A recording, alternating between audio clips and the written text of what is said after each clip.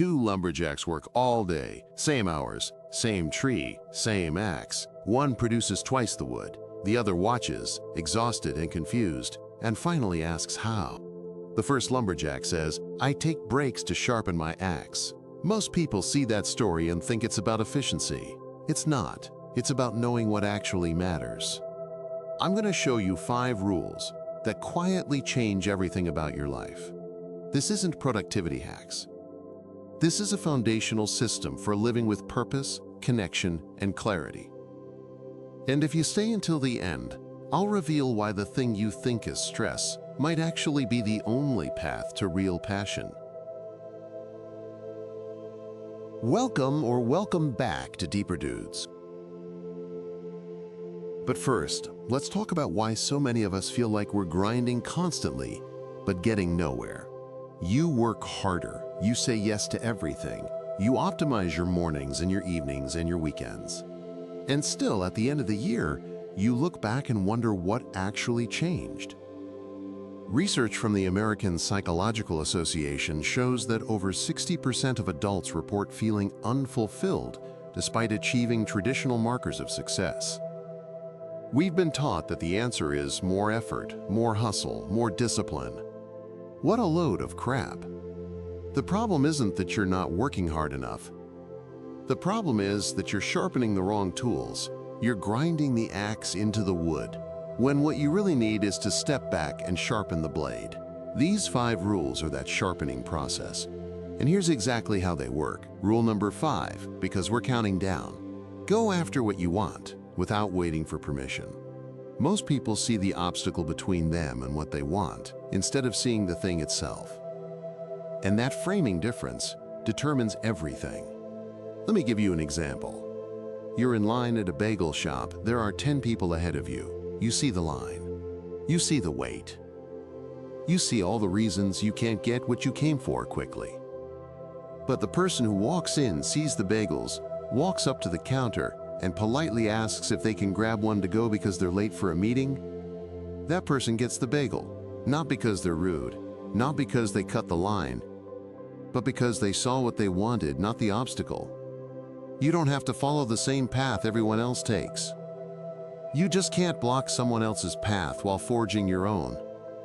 This isn't about entitlement, it's about clarity. When you spend your life waiting for permission to want things, to try things, to build things, you end up living someone else's version of your life. And the tragedy is that the obstacle often isn't even real. It's a mental construct.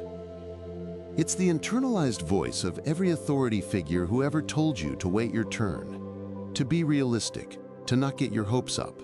But once you see the thing you want clearly, once you orient your entire focus toward that instead of toward the imagined barriers, the path becomes shockingly simple. This is where agency begins. And once you're moving, the next rule becomes critical. Rule number 4, take care of the people around you. Here's the truth about elite performance that changes everything. The Navy SEALs are the most selective special operations unit in the world. You'd think the people who make it through Hell Week are the toughest, the smartest, the most physically gifted. They're not. The ones who make it are the ones who, when they have absolutely nothing left to give, when every muscle is screaming and their mind is begging them to quit, still find the energy to help the person next to them. The instructors aren't looking for superhuman individuals. They're looking for people who understand that real strength isn't about you, it's about the team.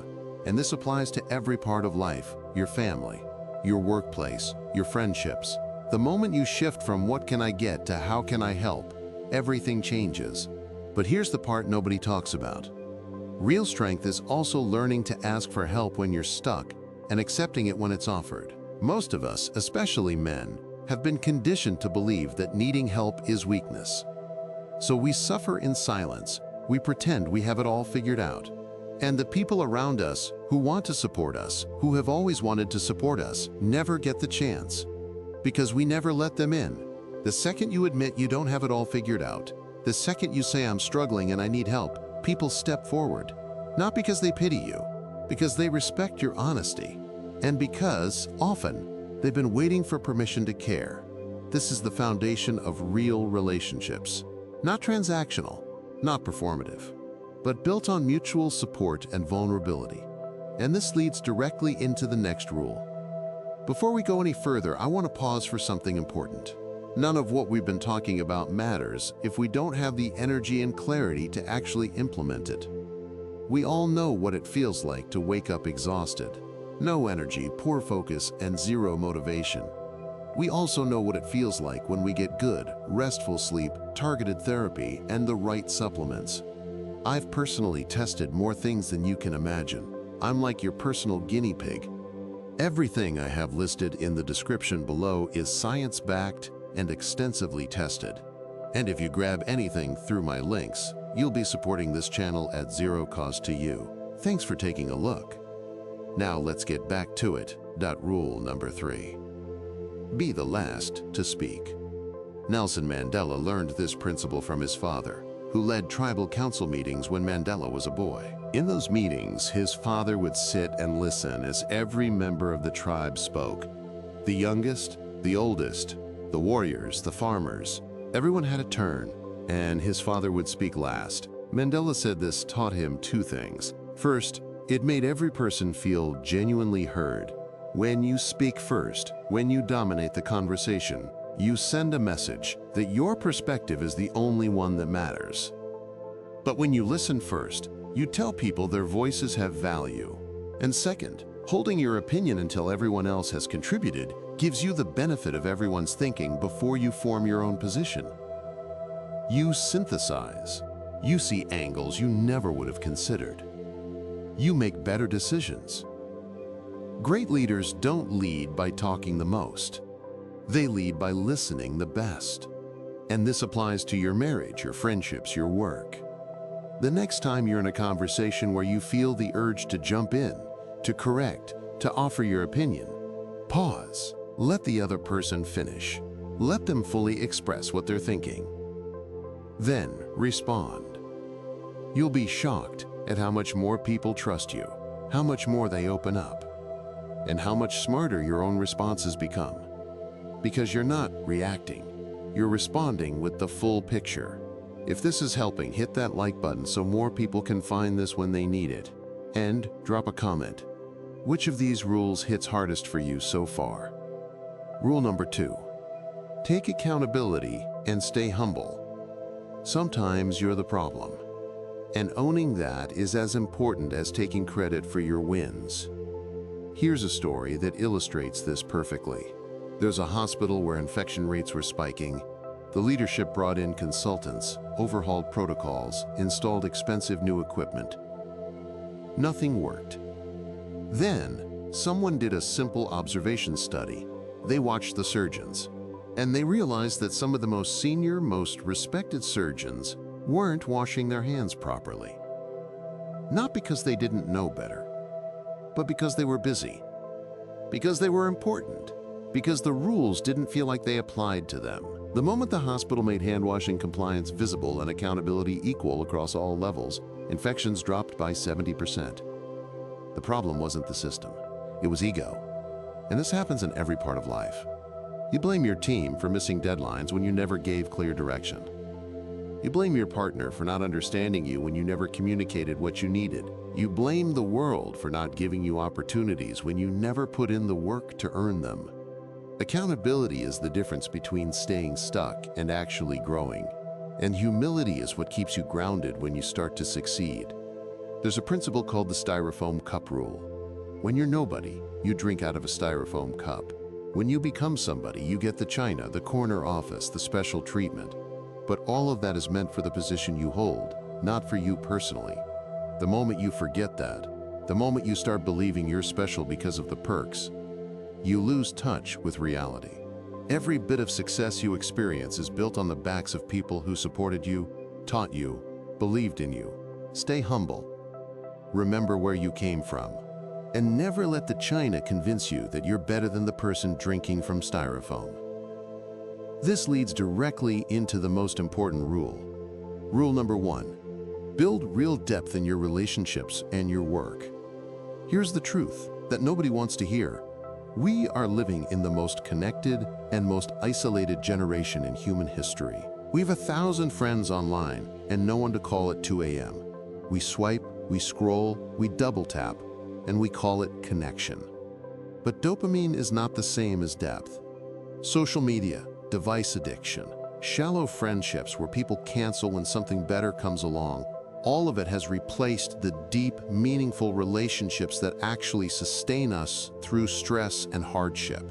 And it's killing us. The Surgeon General of the United States has called loneliness a public health epidemic. Because the absence of real connection doesn't just make you sad, it increases your risk of heart disease, depression, early death. Your body knows the difference between 100 shallow interactions and one real conversation. So what's the antidote?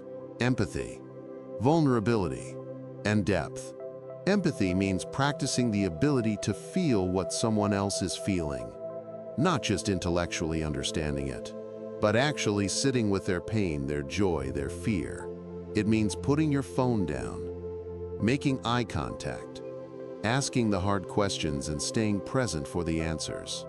Vulnerability means creating environments where people feel safe, to be honest. Where you go first. Where you admit when you're struggling, when you're scared, when you don't have it figured out. Because the moment you do, you give everyone else permission to do the same. And depth means demanding work in relationships that you genuinely care about. Because here's the final distinction that ties everything together. Working hard for something you don't care about is stress. Working hard for something you love is passion. The hours feel the same. The effort feels the same.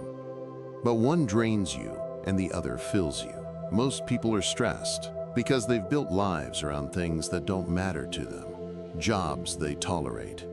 Relationships they maintain out of obligation. Goals they're chasing because someone else said they should.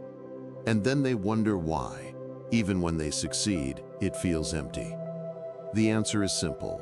You haven't sharpened your axe. You've been grinding at the wrong tree. So stop. Step back. Ask yourself what you actually want. Not what you think you should want. What lights you up? What makes you lose track of time?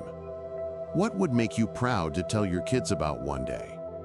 Then, go after that without waiting for permission. Take care of the people around you while you build it. Listen more than you speak. Own your mistakes and stay humble through your wins. And build something deep enough that it sustains you when everything else falls apart. When you combine all 5 rules, going after what you want gives you direction. Taking care of others gives you connection. Being last to speak gives you wisdom. Accountability and humility keep you grounded. And depth gives you fulfillment. This is how you build a life that actually matters. Not just one that looks good on paper, but one that feels true.